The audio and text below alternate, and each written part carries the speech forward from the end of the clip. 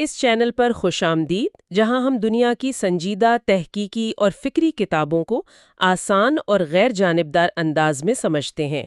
اگر آپ تاریخ، سیاست اور سماجی حقائق کو گہرائی میں جاننا چاہتے ہیں تو چینل کو سبسکرائب ضرور کریں۔ آج ہم انعام آر سحری کی کتاب the living history of Pakistan volume 3 کا ایک گہرا جائزہ لے رہے ہیں۔ یہ کتاب پاکستان کی تاریخ کے اس دور کے بارے میں ہے جو خاص طور پر کراچی کے گرد گھومتا ہے۔ جی، اور مصنف شروع میں ہی یہ واضح کر دیتے ہیں کہ یہ کوئی کہانی یا افسانہ نہیں ہے۔ اس کتاب کی بنیاد مطلب اخباری رپورٹس، عدالتی ریکارڈ اور سرکاری دستاویزات پر ہے، یعنی یہ ان حقائق کا مجموعہ ہے جو ریکارڈ پر موجود ہیں۔ تو کتاب کا مرکزی خیال کیا ہے؟ وہ کراچی کی کہانی کو کس زاویے سے دیکھتے ہیں؟ دیکھیں، کتاب کا بنیادی نقطہ یہ ہے کہ کراچی، جو پاکستان کا معاشی دل ہے، وہ 3 قوتوں کی کشمکش کی وجہ سے مسلسل بدامنی کا شکار رہا ہے۔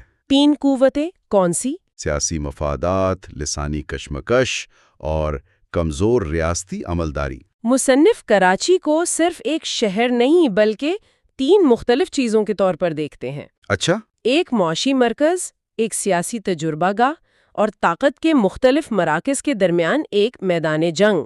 یہ بہت دلچسپ فریم ورک ہے، یعنی کراچی صرف ایک جگہ نہیں بلکہ ایک ایسا سٹیج ہے جہاں کئی ڈرامے ایک ساتھ چل رہے تھے۔ بالکل، اور کتاب صرف اواقع بیان نہیں کرتی، اس میں ریاستی اداروں، سیاسی جماعتوں اور عدالتی نظام کے کردار پر بہت سخت سوالات بھی اٹھائے گئے ہیں۔ جیسے کہ؟ خاص طور پر یہ سوال کہ کیا کراچی کے مسائل کو کبھی خلوص نیت سے حل کرنے کی کوشش بھی کی گئی یا اسے ہمیشہ اپنے مقاصد کے لیے استعمال کیا جاتا رہا۔ لیکن ساتھ ہی، جیسا کہ ہم نے نوٹس میں دیکھا، کتاب یہ بھی کہتی ہے کہ سارا الزام کسی ایک گروہ پر ڈال دینا بھی درست نہیں ہے۔ جی، اور یہی اس کتاب کی اہم بات ہے۔ وہ اس تضاد کو سامنے لاتی ہے کہ کراچی کی کہانی میں کوئی ایک ویلن نہیں ہے، ہر کردار کے اپنے محرکات اور مجبوریاں تھیں۔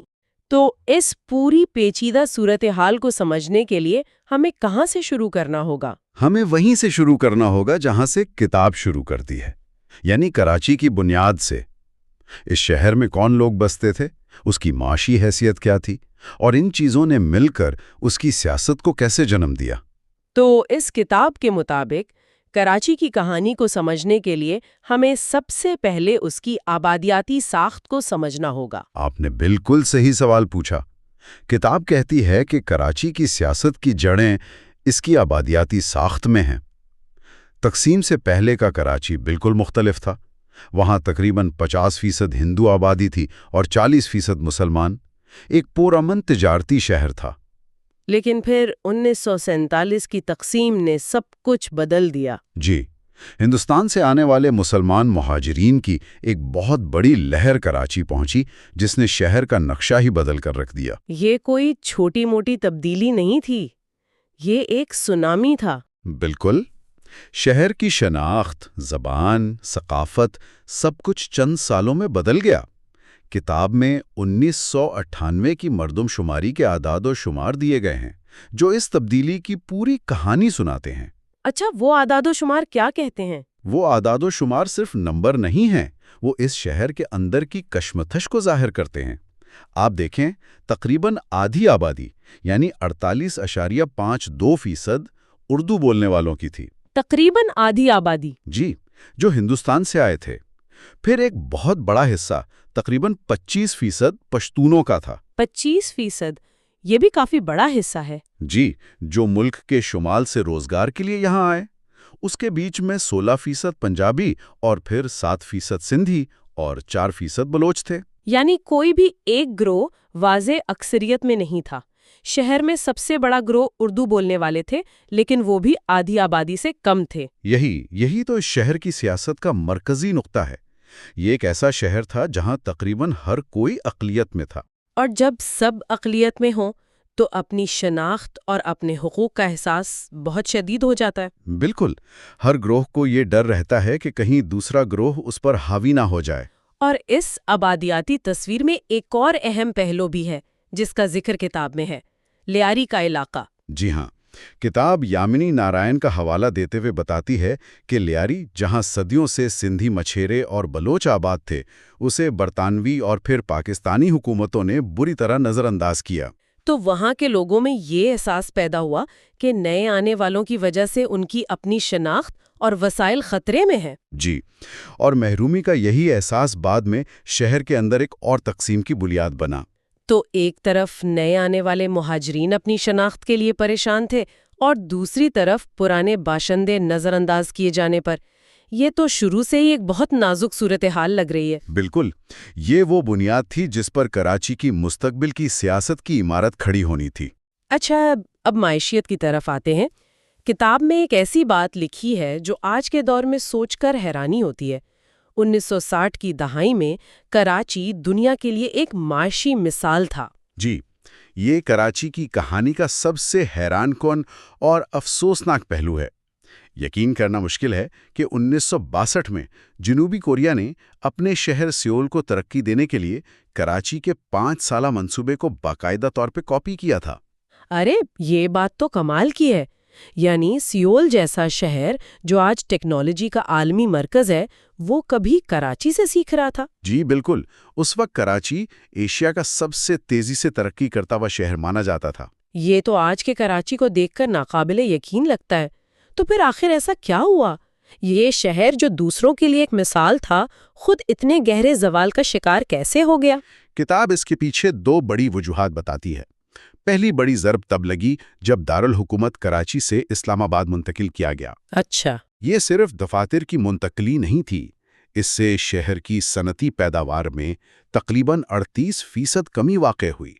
ساری سرکاری توجہ اور وسائل نئے دارالحکومت پر لگ گئے، کراچی کو جیسے بھلا دیا گیا۔ اور دوسری وجہ یقیناً شہر کے اندرونی حالات ہوں گے۔ دوسری وجہ تھی 70 اور 80 کی دہائیوں میں بڑھتا ہوا نسلی اور سیاسی تشدد۔ جب شہر میں امن و امان کی صورتحال خراب ہوئی تو صنعت کاروں نے یہاں سے اپنا سرمایہ نکالنا شروع کر دیا۔ مطلب کاروبار یہاں سے جانے لگا؟ جی، بہت سے بڑے کاروباری اداروں نے اپنی فیکٹریاں پنجاب منتقل کر دیں، جہاں حالات نسبتاً پرامن تھے۔ اس سے کراچی کا معاشی انجن بری طرح متاثر ہوا۔ اس معاشی عدم استحکام کی قیمت کیا تھی؟ کتاب میں سندھ کے اس وقت کے وزیر اعلیٰ قائم علی شاہ کا ایک بیان ہے جو اس کی سنگینی کو ظاہر کرتا ہے۔ جی، انہوں نے کہا تھا کہ کراچی جب ایک دن کے لیے بند ہوتا ہے تو 15 ارب روپے کا نقصان ہوتا ہے۔ 15 ارب روپے ایک دن میں؟ جی، یہ رقم صرف ایک معاشی اعداد و شمار نہیں ہے، یہ اس بات کا ثبوت ہے کہ یہ شہر پاکستان کی معیشت کے لیے کتنا اہم ہے اور کس طرح سیاسی عدم استحکام نے اسے یرغمال بنا رکھا تھا۔ اور یہ یرغمال بنانے کا عمل 2 طرفہ تھا۔ جب معیشت کمزور ہوئی تو نوجوانوں کے پاس نوکریاں نہیں تھیں، جس سے وہ سیاسی جماعتوں کے لیے آسان ہدف بن گئے۔ اور جب سیاسی تشدد بڑھا تو باقی بچی کھچی صنعت بھی شہر سے بھاگنے لگی۔ یہ ایک نہ ختم ہونے والا چکر تھا۔ آپ نے بالکل درست تجزیہ کیا۔ معاشی اور سیاست کا یہ گٹ جوڑ کراچی کی کہانی کا مرکزی حصہ ہے۔ معاشی زوال نے لوگوں میں جو مایوسی اور غصہ پیدا کیا، اسی کو بعد میں سیاسی جماعتوں نے اپنی طاقت بنانے کے لیے استعمال کیا۔ تو ہمارے پاس اب ایک ایسی تصویر بن رہی ہے جہاں ایک شہر میں ملک بھر سے لوگ آ کر بسے ہیں، اس کی معیشت ڈگمگا رہی ہے اور مختلف گروہوں کو لگ رہا ہے کہ انہیں نظر انداز کیا جا رہا ہے۔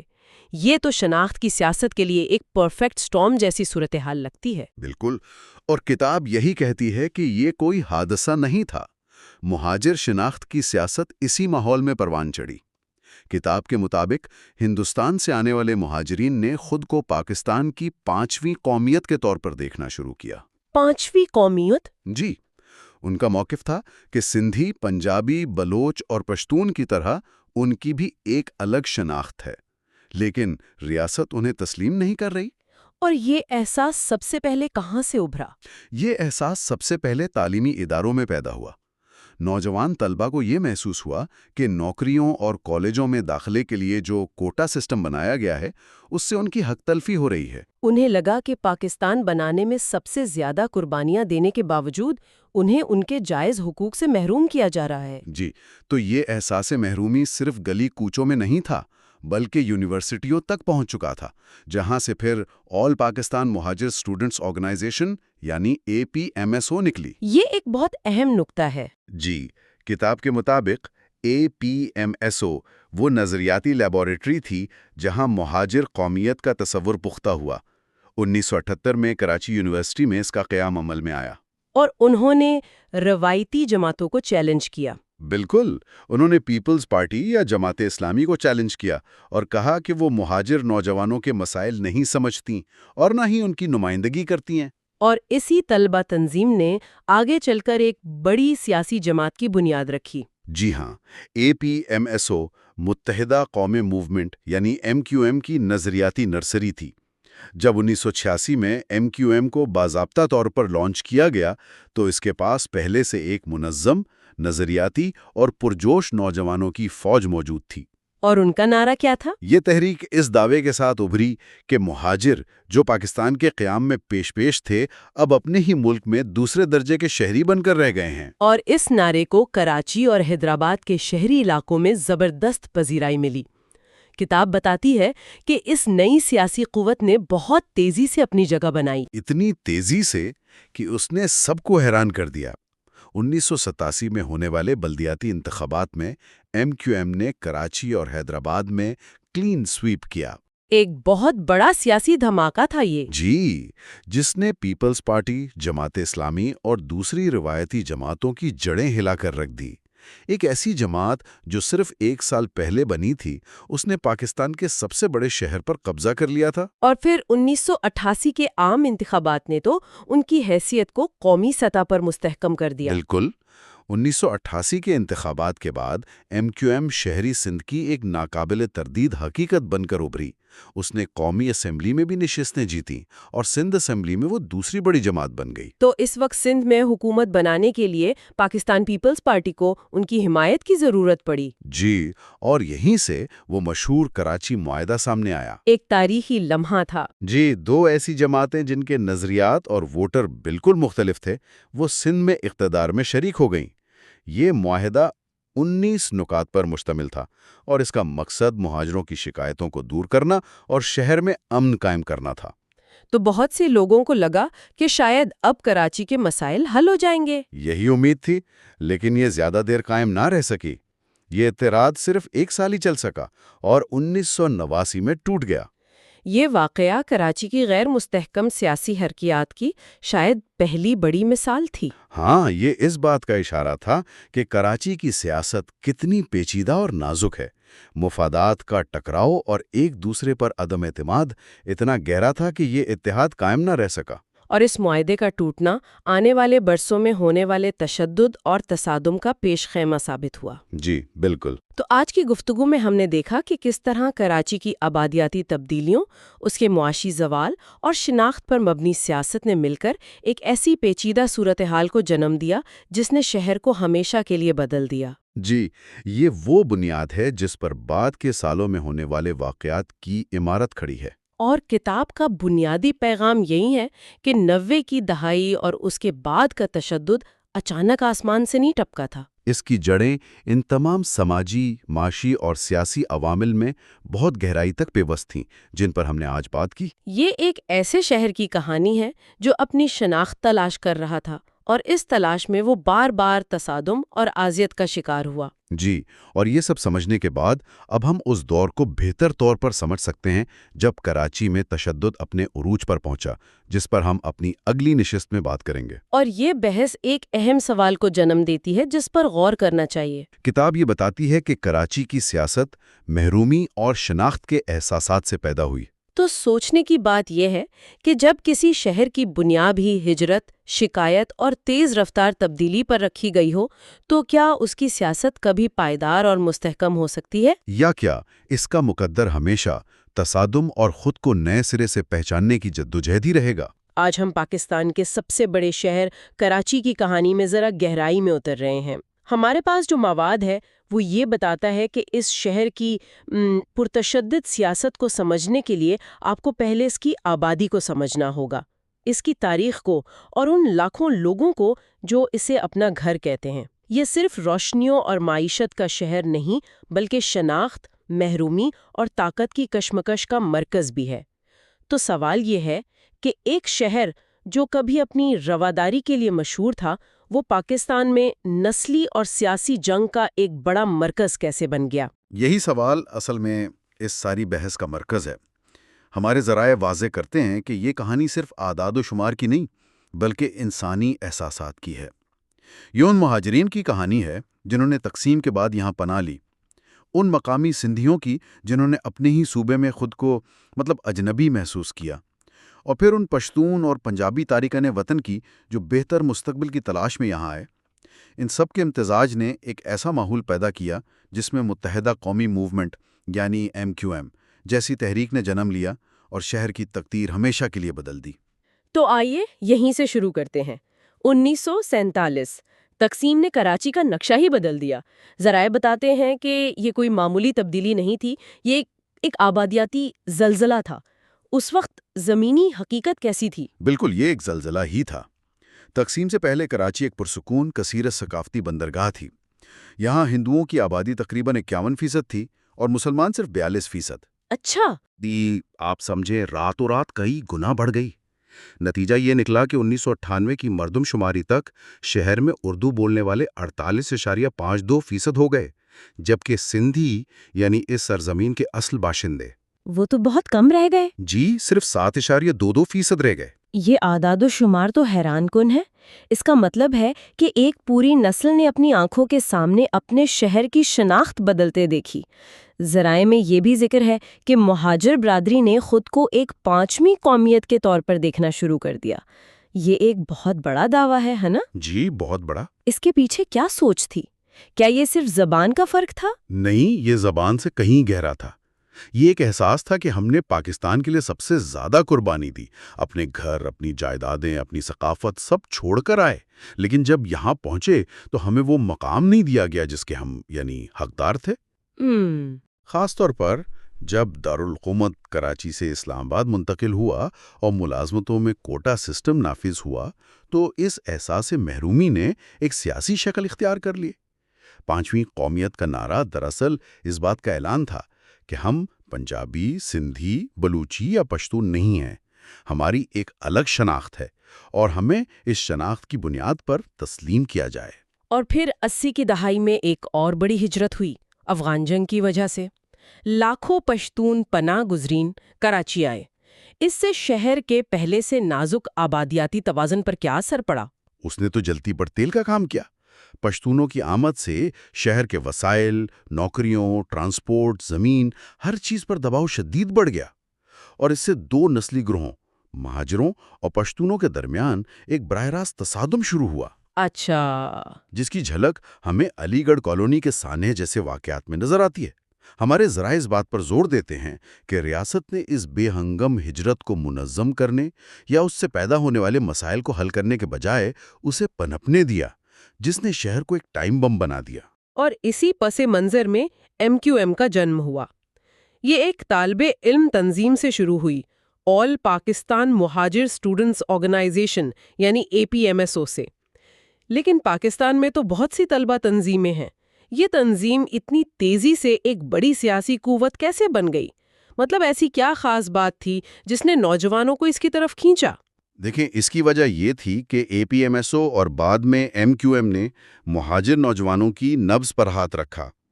الطاف حسین نے ان نوجوانوں کو ایک آواز دی جو تعلیمی اداروں میں داخلے اور سرکاری نوکریوں میں کوٹا سسٹم کی وجہ سے خود کو دیوار سے لگا ہوا محسوس کر رہے تھے۔ صحیح۔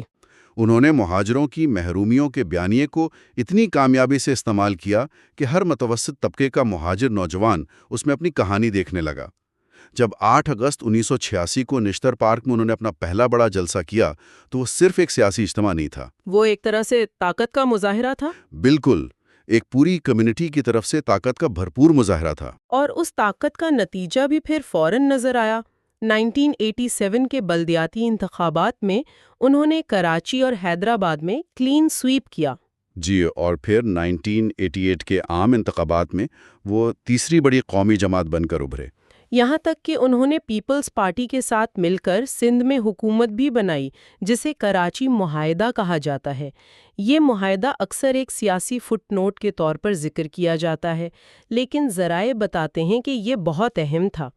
اس میں ایسا کیا خاص تھا اور یہ اتنی جلدی ناکام کیوں ہو گیا؟ یہ ایک بہت اہم نقطہ ہے۔ دیکھیں، کراچی معاہدہ کوئی معمولی اقتدار کی شراکت کا فارمولہ نہیں تھا، یہ 59 نقاط پر مشتمل ایک تفصیلی دستاویز تھی جس میں بہاریوں کی واپسی سے لے کر شہری علاقوں کے لیے نوکریوں کے کوٹے اور ترقیاتی فنڈز تک ہر چیز شامل تھی۔ اچھا، یہ دراصل نسلی شکایات کو قانونی اور سیاسی طور پر حل کرنے کی ایک کوشش تھی۔ لیکن یہ صرف 14 مہینوں میں ہی ٹوٹ گیا؟ جی، اس کی ناکامی اس بات کا ثبوت تھی کہ دونوں جماعتوں کے درمیان اعتماد کا فقدان بہت گہرا تھا۔ یہ صرف کابینہ کی سیٹوں کا جھگڑا نہیں تھا، بلکہ دو مختلف ورلڈ ویوز کا ٹکراؤ تھا۔ جب یہ سیاسی معاہدہ ناکام ہوا تو کراچی کی سیاست مذاکرات کی میز سے اٹھ کر سیدھا سڑکوں پر آ گئی۔ اور یہیں سے 90 کی دہائی کا آغاز ہوتا ہے، جسے ذرائع میں کراچی کے لیے ایک تاریک باب کہا گیا ہے۔ اس دور میں شہر کی زبان ہی بدل گئی۔ بھتہ خوری، بوری بند لاشیں اور نو گو ایریاز، یہ اصطلاحات روزمرہ کا حصہ بن گئیں۔ جو لوگ اس دور میں نہیں رہے ان کے لیے ان الفاظ کی سنگینی کا اندازہ لگانا مشکل ہے۔ ان کا اصل مطلب کیا تھا؟ یہ صرف الفاظ نہیں تھے، یہ شہر کی ایک خوفناک حقیقت تھی۔ بھتہ خوری کا مطلب تھا سیاسی جماعتوں کے مسلح ونگز کی طرف سے تاجروں، دکانداروں اور یہاں تک کہ عام شہریوں سے منظم طریقے سے جبری وصولی۔ بوری بند لاشیں ایک انتہائی سفکانہ عمل تھا، جہاں مخالفین کو قتل کر کے ان کی لاشیں بوریوں میں بند کر کے شہر کے ویران علاقوں میں پھینک دی جاتی تھیں تاکہ خوف و ہراس پھیلے۔ اور نوگو ایریاز؟ نوگو ایریاز کا مطلب تھا کہ شہر کے کئی علاقے ایسے تھے جو مسلح گروہوں کی ذاتی جاگیر بن چکے تھے، جہاں پولیس یا قانون نافذ کرنے والے اداروں کی بھی ہمت نہیں ہوتی تھی کہ وہ داخل ہو سکیں۔ شہر، آپ سمجھیں، در حقیقت تقسیم ہو چکا تھا۔ اس شدید بدامنی کے جواب میں ریاست نے جون 1992 میں فوج کی قیادت میں آپریشن کلین اپ شروع کیا۔ سرکاری طور پر تو مقصد امن قائم کرنا تھا، لیکن ایم کیو ایم نے فوراً کہا کہ یہ آپریشن صرف ہمیں کچلنے کے لیے ہے۔ اسی آپریشن کے دوران جناح پور کا متنازع معاملہ سامنے آیا، جس نے ملکی سیاست میں طوفان برپا کر دیا۔ ذرائع اس واقعے کو کیسے بیان کرتے ہیں؟ یہ ایک انتہائی دھماکہ خیز معاملہ تھا۔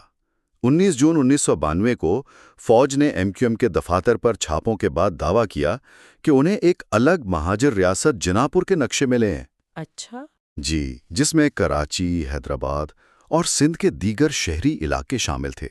اس دعوے کی بنیاد پر ایم کیو ایم پر غداری کے سنگین الزامات لگائے گئے اور اسے ملک دشمن جماعت کے طور پر پیش کیا گیا۔ یہ ایم کیو ایم کے لیے ایک بہت بڑا دھچکا تھا۔ ایک منٹ، تو کیا یہ نقشے جن کی بنیاد پر ایک بڑی سیاسی جماعت پر غداری کا الزام لگا وہ ممکنہ طور پر جعلی تھے؟ یہ تو ایک بہت بڑا دعویٰ ہے۔ یہیں پر کہانی میں ایک ڈرامائی موڑ آتا ہے۔ ذرائع میں یہ بھی بتایا گیا ہے کہ کئی سال بعد انٹیلیجنس بیورو کے سابق سربراہ بریگیڈیئر ریٹائرڈ امتیاز احمد نے ایک ٹی وی انٹرویو میں خود اعتراف کیا کہ جناح پور کا پورا معاملہ ایک ڈرامہ تھا۔ ایک ڈرامہ؟ جی، جو ایم کیو ایم کو بدنام کرنے کے لیے بنایا گیا تھا اور ان نقشوں کا حقیقت سے کوئی تعلق نہیں تھا۔ یہ انکشاف ظاہر کرتا ہے کہ اس دور کی سیاست میں حقیقت اور پروپیگنڈا کس حد تک ایک دوسرے سے ملے ہوئے تھے اور کس طرح ریاستی بیانیے کو سیاسی مخالفین کے خلاف استعمال کیا جاتا تھا۔ الطاف حسین تو اس آپریشن سے پہلے ہی دسمبر 1991 میں لندن جا چکے تھے، لیکن تشدد رکا نہیں۔ 1995-96 میں بے نظیر بھٹو کی دوسری حکومت میں ایک اور بڑا آپریشن ہوا، جس کی قیادت اس وقت کے وزیر داخلہ جنرل نصیر اللہ بابر کر رہے تھے۔ اس دور میں ایک اور عنصر بھی شامل ہوا، ایم کیو ایم کا اپنا ہی ایک دھڑا، ایم کیو ایم حقیقی۔ اس اندرونی لڑائی نے شہر کو کیسے متاثر کیا؟ اس نے صورتحال کو مزید خونی بنا دیا۔ ایم کیو ایم حقیقی کو مبینہ طور پر ریاستی اداروں کی حمایت حاصل تھی۔ اچھا، اور اسے ایم کیو ایم الطاف کو کمزور کرنے کے لیے استعمال کیا گیا۔ نتیجہ یہ نکلا کہ کراچی کی سڑکیں دو مہاجر گروہوں کی آپسی لڑائی کا میدان بن گئی۔ ذرائع بتاتے ہیں کہ اس لڑائی نے جرائم پیشہ عناصر کو ایک بہترین موقع فراہم کیا۔ انہوں نے سیاسی پناہ لے کر شہر میں لوٹ مار، بھتہ خوری اور اغوا برائے تاوان کا بازار گرم کر دیا، اور عام شہری دو طرفہ بلکہ سے طرفہ فائرنگ کی زد میں آ گیا۔ اگر ہم ان تمام واقعات کو ایک بڑے تناظر میں دیکھیں تو ذرائع ایم کیو ایم کی سیاست کے انداز کے بارے میں کیا بتاتے ہیں؟ اس کا اندرونی ڈھانچہ کیسا تھا؟ دو بنیادی پہلو بہت واضح ہیں۔ پہلا، الطاف حسین کا لندن سے پارٹی پر مکمل آئینی کنٹرول۔ ہر چھوٹا بڑا فیصلہ وہیں سے ہوتا تھا، اور کراچی میں پارٹی کا مرکز 90 ان فیصلوں پر عمل درآمد کا مرکز تھا، جو جلد ہی طاقت کی ایک ناقابل تردید علامت بن گیا۔ اور دوسرا پہلو؟ دوسرا، اور یہ بہت اہم ہے، کہ پارٹی میں اختلاف رائے کی کوئی گنجائش نہیں تھی۔ قیادت کا فیصلہ حتمی ہوتا تھا۔ اس کی کوئی مثال ہے؟ بالکل، ذرائع میں مصطفیٰ کمال کا ذکر ہے۔ وہ بطور میئر بہت مقبول ہوئے تھے۔ جب ان کی مقبولیت الطاف حسین سے بڑھنے لگی تو انہیں خدشہ ہوا، اور نتیجتاً مصطفیٰ کمال کو راستے سے ہٹا دیا گیا۔ یہ قیادت کا وہی ماڈل ہے جو بدقسمتی سے پاکستان کی کئی بڑی جماعتوں میں پایا جاتا ہے، جہاں شخصیت پرستی ادارے پر حاوی ہو جاتی ہے اور کسی بھی متبادل قیادت کو ابھرنے نہیں دیا جاتا۔ اور اس سب کا کراچی کی معیشت پر کیا اثر پڑا؟ ظاہر ہے جہاں روزانہ ہڑتالیں اور تشدد ہو، وہاں کاروبار تو نہیں چل سکتا۔ اثرات تباہ کن تھے۔ ذرائع میں سندھ کے اس وقت کے وزیر اعلیٰ قائم علی شاہ کا ایک بیان نقل کیا گیا ہے جو انہوں نے سندھ اسمبلی میں دیا تھا، جی، کہ MQM کی صرف ایک دن کی ہڑتال سے کراچی کو 15 ارب روپے کا نقصان ہوتا ہے۔ 15 ارب روپے ایک دن میں؟ جی، اس سیاسی عدم استحکام اور خوف کے ماحول کی وجہ سے سینکڑوں صنعتیں اور کاروبار کراچی سے پنجاب اور دیگر محفوظ علاقوں میں منتقل ہو گئے۔ اس نے نہ صرف شہر کی معیشت کو ناقابل تلافی نقصان پہنچایا، بلکہ بے روزگاری کا ایک طوفان کھڑا کر دیا، جس نے مایوس نوجوانوں کو مزید عسکریت پسندی کی طرف دھکیل دیا۔ ایک آپ کہہ سکتے ہیں شیطانی چکر تھا جس نے شہر کو دہائیوں تک اپنی گرفت میں رکھا۔ تو آج کی اس گفتگو کا خلاصہ یہ ہے کہ کراچی کی کہانی آبادیاتی تبدیلیوں سے شروع ہوتی ہے، جو سیاسی شناخت کے بحران پر ختم ہوتی ہے اور پھر پرتشدد سیاست میں ڈھل جاتی ہے۔ MQM کا عروج مہاجر برادری کی جائز محرومیوں کا نتیجہ تھا، لیکن یہ تحریک جلد ہی ریاست، دیگر نسلی گروہوں اور پھر اپنے ہی لوگوں کے ساتھ ایک طویل اور خونی تصادم کا حصہ بن گئی۔ بالکل، اور ان تمام ذرائع سے جو ایک تصویر ابھرتی ہے وہ ایک ایسے شہر کی ہے جو تضادات کا شکار ہے۔ ایک طرف یہ پاکستان کی معاشی شہرگ ہے، ملک کا 70% ریونیو پیدا کرتا ہے۔ دوسری طرف اسے نسلی اور سیاسی جھگڑوں نے مفلوج کر رکھا ہے۔ یہ ایک ایسی جگہ ہے جہاں جمہوری عمل پر اکثر بندوق کی طاقت حاوی رہی ہے، اور یہ بھی تسلیم کرنا پڑے گا کہ اس بحران میں صرف ریاستی نہیں بلکہ شہر کی اپنی قیادت اور مقامی سیاست بھی برابر کی ذمہ دار رہی ہے۔ نے والوں کے لیے بھی ہے کہ ذرائع میں کئی دہائیوں پر محیط متعدد سیکیورٹی آپریشنز کا ذکر ہے۔ ان مسلسل ریاستی مداخلتوں کے باوجود کراچی میں تشدد، بھتاخوری اور سیاسی عسکرت پسندی کی جو بنیادی وجوہات ہیں، یعنی محرومی، بے روزگاری اور سیاسی نمائندگی کا احساس، وہ آج تک کیوں ختم نہیں ہو سکے؟ کراچی روشنیوں کا شہر، پاکستان کا معاشی انجن، لیکن کتاب the living history of Pakistan کے مطابق یہ ایک ایسے سیاسی بھور کا مرکز بھی رہا ہے جس نے کئی دہائیوں تک شہر کی روح کو جھنجھوڑ کر رکھ دیا۔ آج ہم اسی کتاب کے کچھ ابواب میں ذرا گہرائی سے اتر رہے ہیں، یہ سمجھنے کے لیے کہ متحدہ قومی موومنٹ یعنی MQM آخر بنی کیسے، وہ کون سی وجوہات تھیں جنہوں نے اسے شہر کی سب سے بڑی طاقت بنا دیا، اور پھر ریاست کے ساتھ اس کا تصادم اتنا خونی کیوں ہو گیا۔ آئیے اس پیچیدہ تاریخ کی گتھیاں سلجھانے کی کوشش کرتے ہیں۔ بالکل، اور آج ہماری گفتگو کا مقصد صرف واقعات کو دہرانا نہیں، بلکہ کتاب کی روشنی میں ان کے پیچھے چھپے محرکات کو سمجھنا ہے۔ ہم دیکھیں گے کہ مصنف کے مطابق MQM کا نظریہ کیا تھا، اس کے عروج کے پیچھے کون سے عوامل تھے، اور سب سے اہم وہ کون سے سوالات ہیں جو یہ کتاب تشدد، طاقت اور ریاستی رد عمل کے بارے میں اٹھاتی ہے۔ یہ ایک ایسی کہانی ہے جس میں کوئی ایک ویلن نہیں، بلکہ یہ ایک ایسا چکر ہے جس میں ہر کردار دوسرے کو جنم دیتا ہے۔ تو پھر شروعات وہیں سے کرتے ہیں جہاں سے یہ سب شروع ہوا، MQM کا قیام۔ کتاب تو یہی کہتی ہے کہ یہ کوئی راتوں رات بننے والی جماعت نہیں تھی، اس کی جڑیں تو کہیں اور، مطلب طلبہ سیاست میں تھی۔ جی، اور یہ اس کہانی کا سب سے اہم نقطہ ہے۔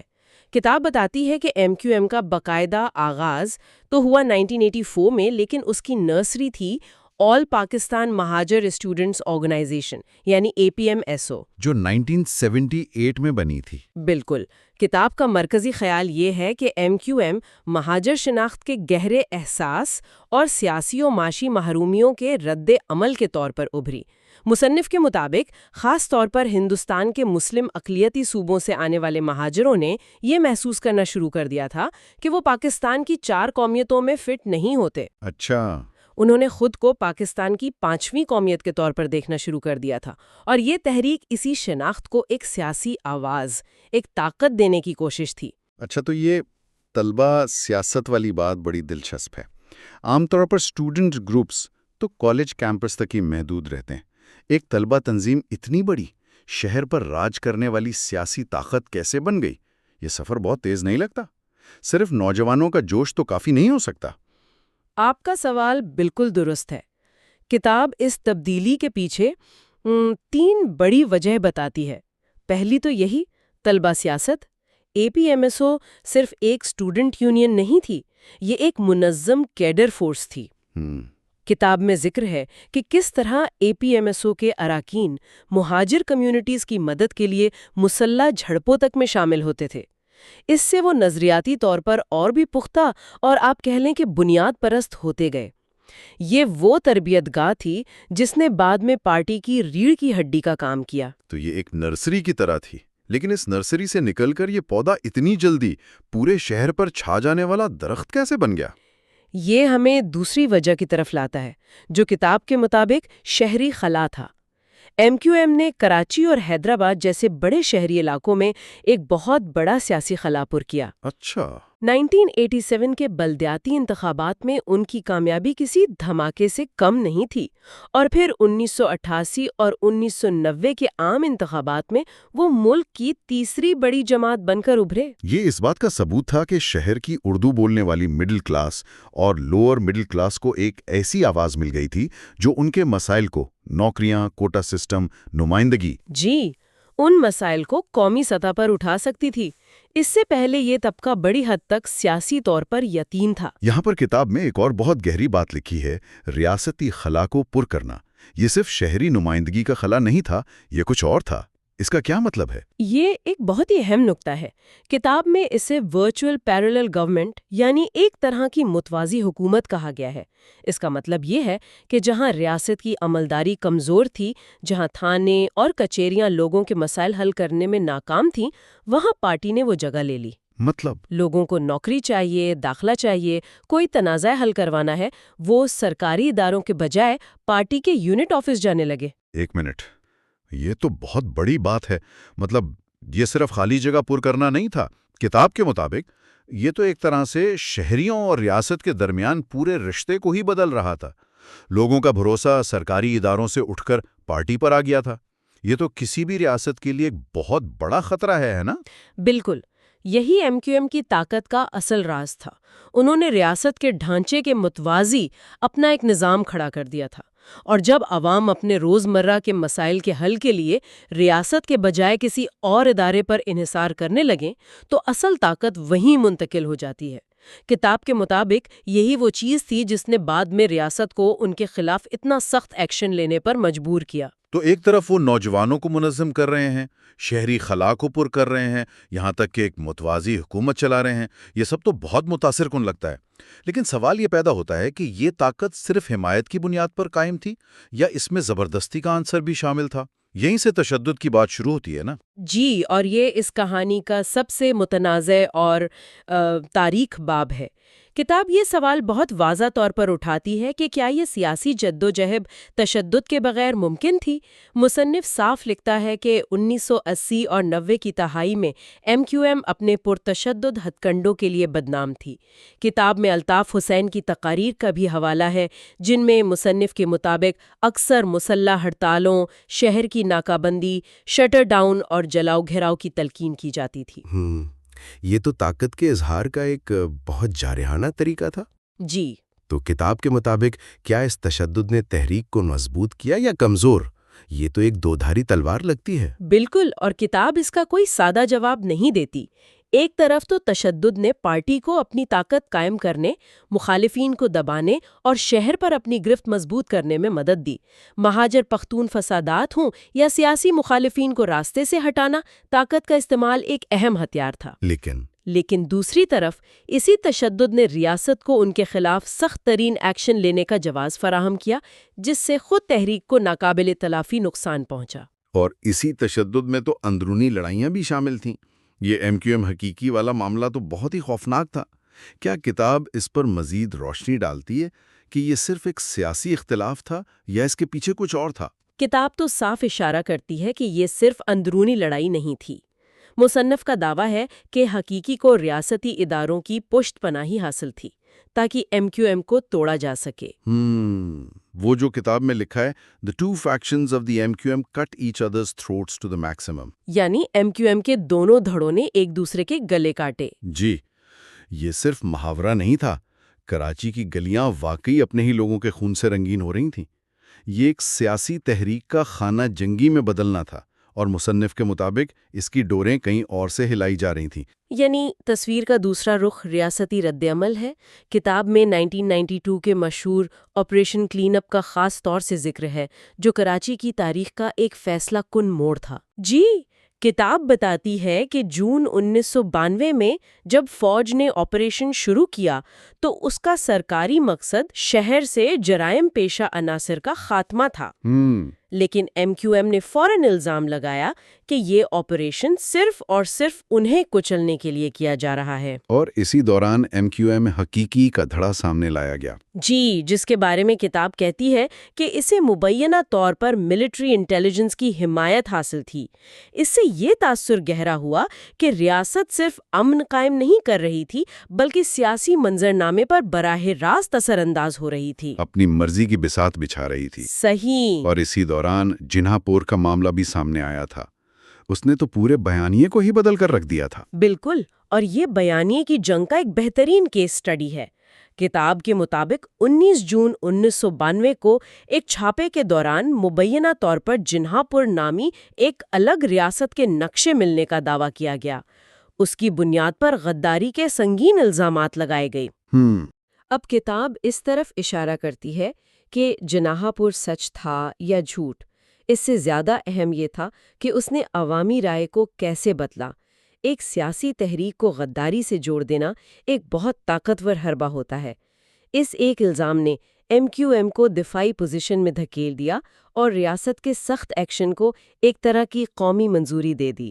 ایک منٹ، کتاب یہ بھی تو لکھتی ہے کہ بعد کی تحقیقات سے اندیشہ ملا کہ یہ منصوبہ اگر کبھی تھا بھی تو شاید الطاف حسین نے بہت پہلے ترک کر دیا تھا۔ تو کیا اس معاملے کو جان بوجھ کر اچھالا گیا ہے؟ یہی وہ سوال ہے جو کتاب اٹھاتی ہے۔ کیا اس معاملے کو ریاست نے بیانیے کی جنگ جیتنے اور آپریشن کو جواز فراہم کرنے کے لیے ایک ہتھیار کے طور پر استعمال کیا؟ کتاب کوئی حتمی فیصلہ نہیں سناتی، لیکن شواہد اسی طرف اشارہ کرتے ہیں کہ اس کی ٹائمنگ اور اس کو جس طرح پیش کیا گیا وہ سیاسی مقاصد کے لیے تھا۔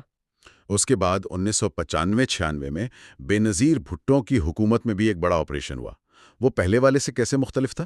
وہ آپریشن اور بھی زیادہ صفاقانہ تھا۔ اسے اس وقت کے وزیر داخلہ جنرل نصیر اللہ بابر نے لیڈ کیا۔ کتاب کے مطابق اس آپریشن میں MQM کے کئی کارکنوں کو ماورائے عدالت قتل کیا گیا۔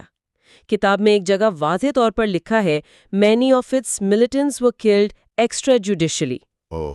یہ واقعات ظاہر کرتے ہیں کہ ریاست کی طرف سے بار بار طاقت کا بے دریغ استعمال کیا گیا، جس نے سیاسی مفاہمت اور بات چیت کے تمام راستے بند کر دیے اور بحران کو مزید گہرا کر دیا۔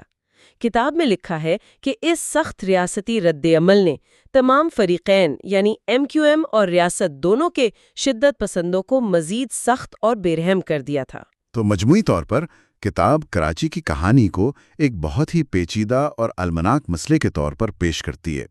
ایک طرف شناخت اور نمائندگی کی ایک جائز سیاسی جدوجہد ہے، تو دوسری طرف تشدد اور طاقت کی ایک بے رحم لڑائی ہے، اور اس سب کے بیچ میں ریاست کا کردار ہے جو کبھی مکمل طور پر غیر جانبدار یا منصف نظر نہیں آتا۔ خلاصہ یہی ہے کہ کتاب کے مطابق یہ بحران کسی ایک فریق کی غلطی کا نتیجہ نہیں تھا، بلکہ یہ ایک ایسا شیطانی چکر تھا جس میں سیاسی محرومی نے شدت پسندی کو جنم دیا، شدت پسندی نے ریاستی آپریشنز کو دعوت دی، اور ریاستی آپریشنز نے مہاجر کمیونٹی میں مزید بیگانگی، غصے اور انتقام کے جذبات کو جنم دیا، اور یہ چکر چلتا رہا۔ اس بحران کی شدت کا اندازہ کتاب کے اس ایک جملے سے لگایا جا سکتا ہے: Still, no historian has come up with an independent and factual analysis that who was wrong. یعنی اتنے سالوں کے بعد بھی کوئی حتمی تجزیہ نہیں ہے کہ کون غلط تھا۔ جی، سوچئے اتنے سالوں اور اتنی تحقیق کے بعد بھی مصنف یہ کہہ رہا ہے کہ سچائی آج تک واضح نہیں ہے کہ قصوروار کون تھا، MQM، حکومت یا فوج۔ یہ جملہ خود کراچی کی تاریخ کا خلاصہ ہے۔ اور ہمارے سننے والوں کے لیے سوچنے کے لیے ایک نکتہ یہ بھی ہے کہ کتاب میں بیان کردہ واقعات کی روشنی میں کیا کراچی کا بحران صرف ایک سیاسی تحریک اور ریاست کے درمیان سیدھا تصادم تھا، یا یہ مختلف ریاستی اداروں اور سیاسی گروہوں کی پراکسی جنگوں کا ایک ایسا پیچیدہ جال تھا جس میں شہر کے عام باشندے، چاہے وہ کسی بھی زبان یا قومیت کے ہوں، بے بسی سے پس رہے تھے؟